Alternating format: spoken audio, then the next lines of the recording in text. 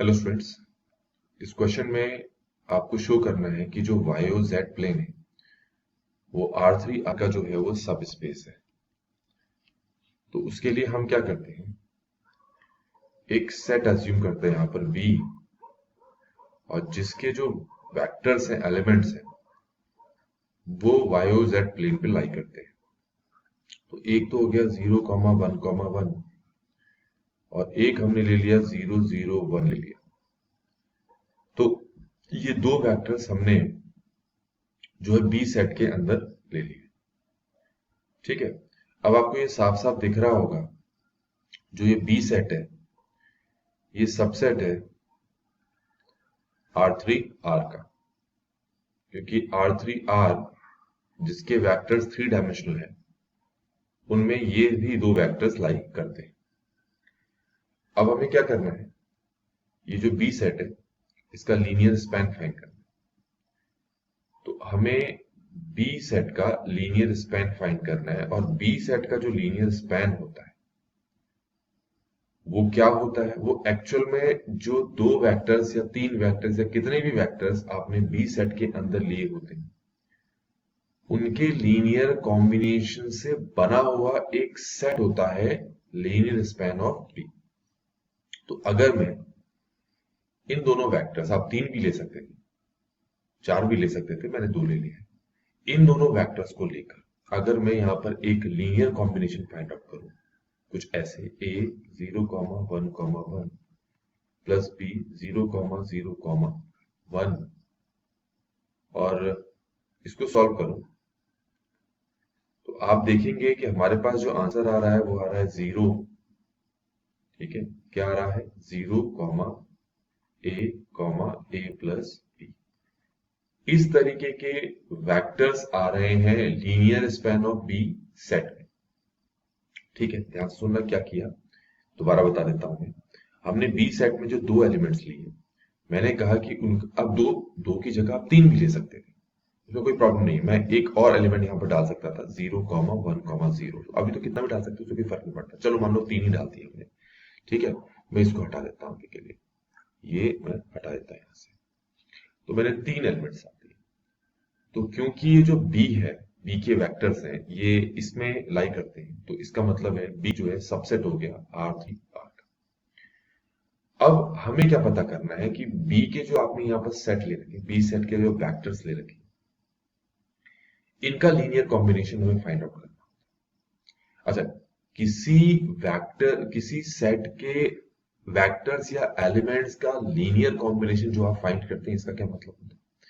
इसका मतलब होता है अगर आप स्केलर से मल्टीप्लाई करें इन सभी वेक्टर्स को बारी बारी से, जो कि मैं यहां करके दिखा रहा हूं, तो इससे मुझे क्या मिलेगा, एक नया वेक्टर मिलेगा। उस नए वेक्टर का नाम मैं अभी के लिए v डाल देता हूं। तो जो नया वेक्टर मुझे मिल रहा है वो इन तीन वेक्टर्स का लीनियर कॉम्बिनेशन है। तो अगर मैं इन तीनों को अभी सॉल्व करता हूं तो मुझे पहले तो जीरो ही मिलेगा, दूसरा a प्लस सी मिलेगा, तीसरा मुझे मिलेगा a प्लस बी। तो आप एक नया वेक्टर अब आप देख सकते हैं। ठीक है, ये जो नया वेक्टर है, यही नया वेक्टर जो है लीनियर स्पैन ऑफ बी में लाई करता है। यही नया वेक्टर क्या है, लीनियर स्पैन ऑफ बी में क्या करता है, लाई करता है। और ये जो नया वेक्टर है ये R3 R में भी तो लाई करेगा ही करेगा, लीनियर स्पैन ऑफ बी में लाई कर रहा है ये, तो ये इसमें तो लाई करेगा करेगा। तो इसका सीधे सा मतलब हो गया कि लीनियर स्पैन ऑफ बी जो है वो सबसेट हो गया आपका R3 R की। तो जैसे ही हमने ये प्रूव कर दिया कि लीनियर स्पैन ऑफ बी जो है वो R3 R का सबसेट हो गया है, तो ऐसा लिखते ही हम ये प्रूव कर दे चुके हैं कि जो बी है वो एक्चुअल में सब स्पेस है। सब स्पेस है किसका, R3 R का। जैसे ही हमने प्रूव कर दिया कि लीनियर स्पैन ऑफ बी जो है इसका सबसेट है, तो ऑटोमेटिकली हमने प्रूव कर दिया कि बी जो है एक सब स्पेस है R3 R का। तो ऊपर हमने जो बी सेट के अंदर तीन वेक्टर्स ले रखे, ये ऑटोमेटिकली सब स्पेस हो गया R3 R। क्लियर हो गया?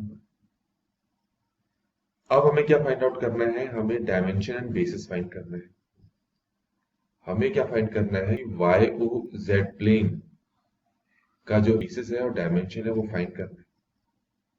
तो आपको याद है मैंने ऊपर एक सेट लिया था, और ऊपर जो एक सेट लिया उसके एलिमेंट मैंने 0 1 1 लिए थे, 0 1 0 और शायद एक 0 0 1 लिया।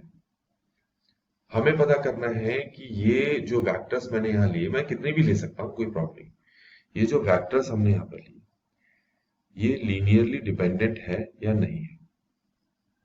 ठीक है, तो उसके लिए आपको पता है कि हम क्या करते हैं, 0 1 1 0 1 0 और 0 0 1। अब आप खुद इसका डिटरमिनेंट निकालें तो आपको पता लग रहा है 0 के इक्वल नहीं आ रहा है। जब 0 के इक्वल नहीं आ रहा हो, सॉरी 0 के इक्वल आ रहा है ना, करके देखेंगे तो आप किसके इक्वल आ रहा है, 0 के इक्वल आ रहा है। तो जैसे ही आप प्रूव करते हैं 0 के इक्वल आ रहा है तो इसका मतलब ये हो गया लीनियरली डिपेंडेंट। तो ये हो गया लीनियरली डिपेंडेंट।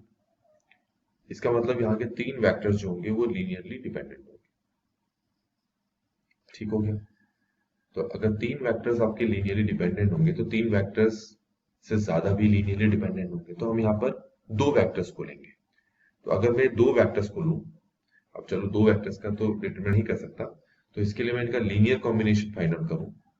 ठीक है, तो क्या करते हैं उसमें, a 0 1 1 प्लस b 0 1 0। एक तरीका ये भी होता है लीनियरली इंडिपेंडेंट फाइंड आउट करने का, इक्वल टू 0 रख के हम a और b की वैल्यू निकालेंगे। तो आपको पता है हमारे पास ये आ रहा है 0 comma a plus B comma a equal to 0, जिससे कि हमें पता लगता है कि a प्लस बी भी 0 है और a भी 0 है, और इससे हमें b भी 0 मिल जाता है। तो जब आप वेक्टर्स के लीनियर कॉम्बिनेशन को 0 के इक्वल रखते हैं और स्केलर्स की वैल्यू भी 0 आ जाती है, तो हम कहते हैं कि वो सेट ऑफ वेक्टर, ये सेट ऑफ वेक्टर क्या है, लीनियरली इंडिपेंडेंट।